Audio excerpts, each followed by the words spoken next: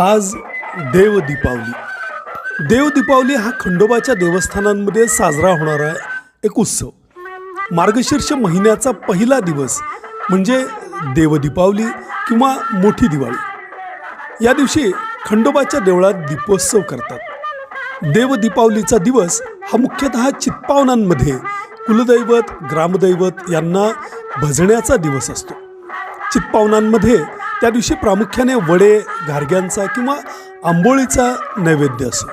गावातील मुख्य देवता इतर उपदेवता महापुरुष वेतोबा ग्रामदेवता इत्यादींना हे नैवेद्य दाखवले जातात। त्याचबरोबर काही कुटुंबात पितरांसाठीही वेगळा नैवेद्य बाजूला काढून ठेवतात। त्यामुळे नैवेद्यांच्या पानांची संख्या 17, 24, 9 अशी कोणतीही असते।